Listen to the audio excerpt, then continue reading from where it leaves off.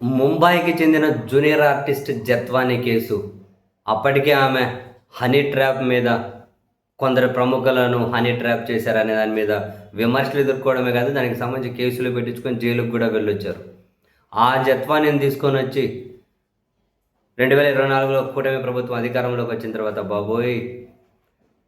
వీళ్ళు నడిపించినటువంటి కథలు, మీడియాలో కథనాలు, హెడ్డింగ్‌లు, డిబేట్‌లు, నాకు తెలిసి ఆమె ఎపిసోడ్ 24లో వీళ్ళు అధికారంలోకి వచ్చిన తర్వాత స్టార్ట్ అయిన దగ్గర నుంచి ఒక నెల రోజులు కనుక చూస్తే, ఇప్పుడు మళ్ళీ ఆ హెడ్డింగ్‌లో ఆ వార్తలు మనం అన్నీ కనుక రీకాల్ చేసుకొని నా దగ్గర పబ్లిష్ చేసుకోవాలి, అన్నీ వినాలి ఎవరికైనా ఓపిక ఉంటే.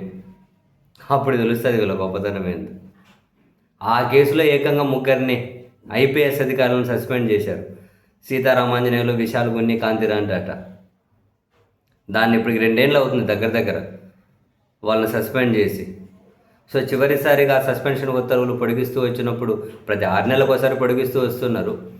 సెప్టెంబర్ 4 వరకు పొడిగించారు. అంటే ఈ కేసు విచారణ ముగిసే వరకు, లేదా సెప్టెంబర్ 4 వరకు అని. ఇప్పుడు ఈ కేసులో విచారణ చేసిన సిఐడి తుది ఛార్జ్ షీట్ కూడా కోర్టులో దాఖలు చేసేసినట్టున్నారు. సో ఇప్పుడు వాళ్ళ మీద సస్పెన్షన్ ఎత్తివేసి పోస్టింగ్లు ఇచ్చే అవకాశం ఉంది అని తెలుగుదేశం పార్టీ సొంత పత్రికలోనే కథనాలు వస్తూ ఉన్నాయి. సీతారామాంజనేయులు అయితే ఈ నెల 31కి పదవీ విరమణ చేయాలి. మరి ఆలోపే సస్పెన్షన్ ఎత్తేసి ఏదో ఒక పోస్టింగ్ ఇచ్చి పదవీ విరమణ చేపిస్తారా, లేకపోతే ఆయనకు అటువంటి ఉపశమనం ఏమీ లేకుండానే పదవీ విరమణ చేయాల్సి ఉంటుందా అన్నది చూడాలి. అండ్ విశాల్ కొన్ని కాంతిరాంట్ అట వీళ్ళ మీద కూడా సస్పెన్షన్ ఎత్తేసి పోస్టింగ్లు ఇచ్చే అవకాశం ఉంది అని చెప్పి తెలుగుదేశం పార్టీ పత్రికలే కథనాలు రాసుకుంటూ వస్తున్నాయి. చివరికి యాక్చువల్గా ఈ కేసులో వీళ్ళు సిఐడి దాఖలు చేసిన ఛార్జ్షీట్ ఏంటి, వాళ్ళు మెన్షన్ చేసిన అంశాలు ఏంటి, ప్రధానంగా ఆమె డబ్బులు వసూలు చేసింది, పారిశ్రామికవేత్త కుక్కల విద్యాసాగర్ నుండి ఆమె డబ్బులు వసూలు చేసింది అని చెప్పి వీళ్ళు కూడా తేల్చారు. మరి అదే కదా యాక్చువల్గా కేసు. కానీ సరే, ఆమెను ఇక్కడికి తీసుకొని వచ్చి ఆమెను ఇబ్బంది పెట్టారు అది ఇది అనే అంశం మీద ఫైనల్గా కోర్టులు ఎలా స్పందిస్తాయి, వీళ్ళు ఏమి కరెక్ట్గా మెన్షన్ చేశారు ఛార్జ్షీట్లో చూడాలి.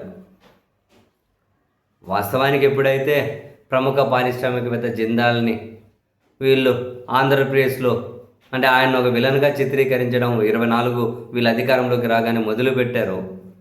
ఆ తర్వాత అదే జిందాల్ని తీసుకొని వచ్చి ముఖ్యమంత్రి గారు ఆయనతో కలిసి కడప స్టీల్ ప్లాంట్ అని చెప్పి పనులు మళ్ళీ పునఃప్రారంభించే కార్యక్రమం అంతకుముందు ప్రారంభమయ్యాయి, వీళ్ళు అధికారంలోకి రాగానే ఆగినాయి. మళ్ళీ ఆ పునఃప్రారంభించే కార్యక్రమం మొదలుపెట్టినప్పుడు అప్పుడే అర్థమైంది ఈ జూనియర్ ఆర్టిస్ట్ కేసు ఇంకా అది ఏమంటారు వెళ్ళిపోతున్నట్లే అని. ఇంకా అయిపోయింది. ఎంత పిండాలో అంత పిండేసుకున్నారు. వచ్చే రసం రకరకాలుగా పిండారు, ఇంకేం పిండుతారు. సో బహుశా ఇప్పుడు ఐపీఎస్ల మీద కానీ సస్పెన్షన్ ఎత్తేసి వాళ్ళ కనుక పోస్టింగ్లు ఇచ్చేస్తే ఈ 2 ఏళ్ళ డ్రామా కీలకతం. మళ్ళీ ఇంకేమన్నా కనుక కొత్తగా ఇంకేమన్నా డ్రామాలు వచ్చి చేరుతాయో మనకైతే తెలియదు. కానీ ఎంత దారుణంగా చిత్రీకరించారంటే ఆమె చుట్టూ అసలు.